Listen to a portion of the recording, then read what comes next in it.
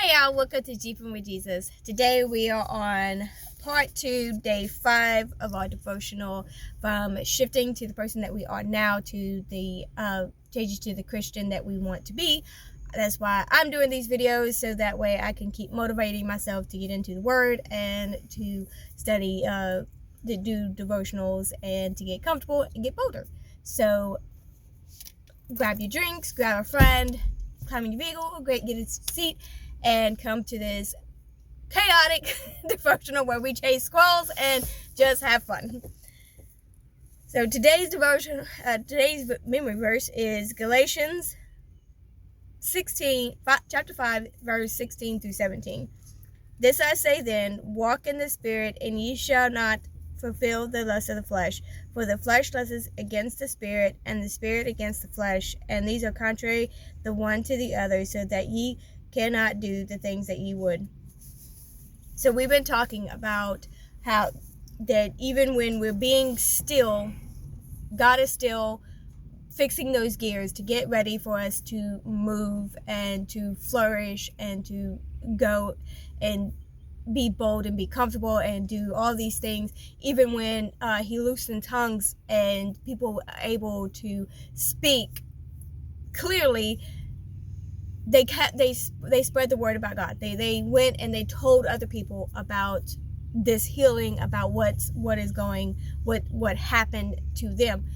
And when we water our faith, the fruits will flourish from that. We'll be able to. You can't go 100 miles down the road and fix gears. You can't do that. Don't try that. That would not end very well. Sometimes, though, when God needs to fix a gear, he'll slow you down and make you still, not stop, be still. That way he's fixing those gears. And sometimes we feel like that is a big setback. We feel like that if we're being still, we're not going 100 miles down the road, how is God going to be able to use us? If we're sitting here, we're not doing anything. We're giving up. You're not giving up, though. You're being still. And being still means getting into his word. Reevaluating what you was doing, because you never know. That setback, there could have been something down there that God was like, no, because that's going to turn you away from what I'm wanting you to do.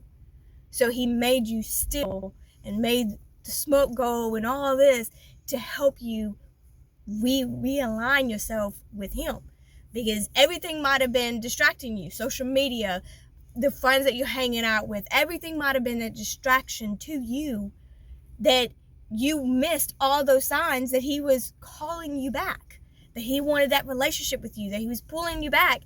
But you were over there going, no, I want the flesh. I want to be able to go to my friends. I want to be able to do all these things. And God's like, well, then I'm just going to slow you down. I'm going to stall your car, and I want you to reevaluate. And a lot of times, as Christians and people that just starting out in our faith and we want to go, we're like, I don't understand. Lord, send me, I'm ready. And it's like, no, you're not. I need you to be still so I can fix those gears. I need to lube them up. I need to do whatever I need to do. And then I will send you. So that's why we need to be in the passenger seat. He needs to be in the driver's seat, because when he floors it, we're going to be holding on to dear life. And we're just going to be like, okay, well, I'm gone. But a lot of times we let other things get in the way, and we forget to water our fruits. We forget to water our garden, and we don't get into his word, and we don't lean onto his understanding. We lean onto our own.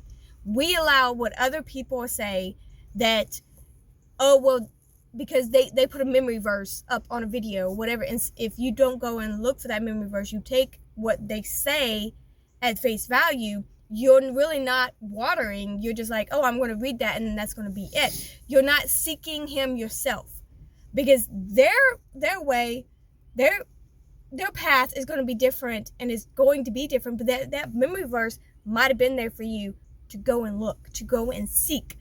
I've seen a lot of people put, when they do memory verses, they put the memory verse and they don't put what it is. And I honestly, I like that, because that tells me if what they're saying I do like, I need to go find that very verse. I need to seek it myself, and I need to read it.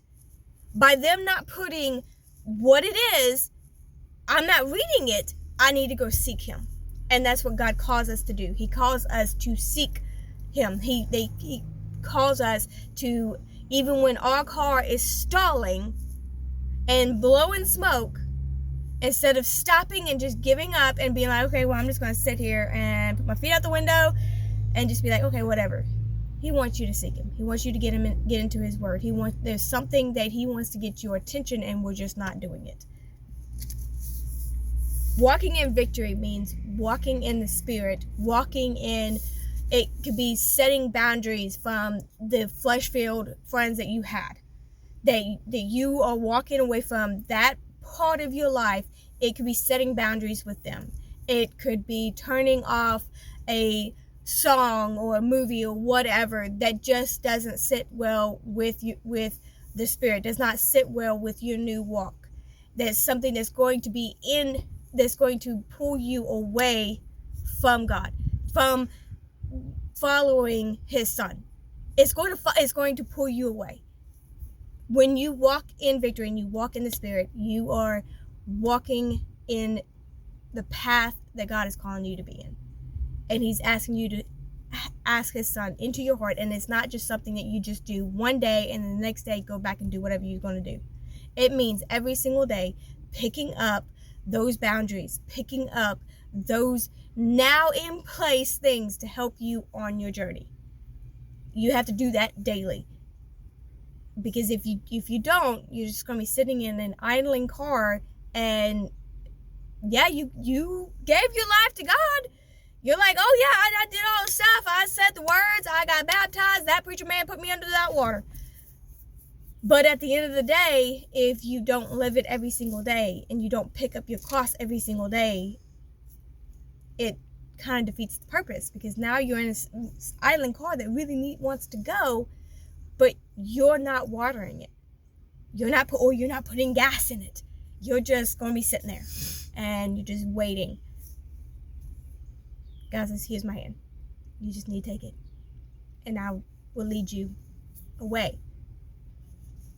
Your flesh is going to battle you. Your flesh is going to creep up, and it's going to sit there and be like, oh, I want you to come play. I want you to come play. And the Spirit's going, no, I want you over here. Let's go over here. Almost.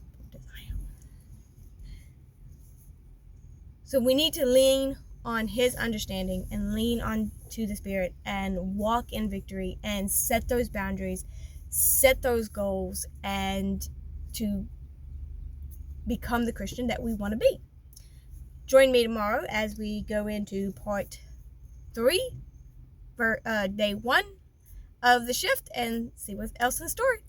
As always, God bless.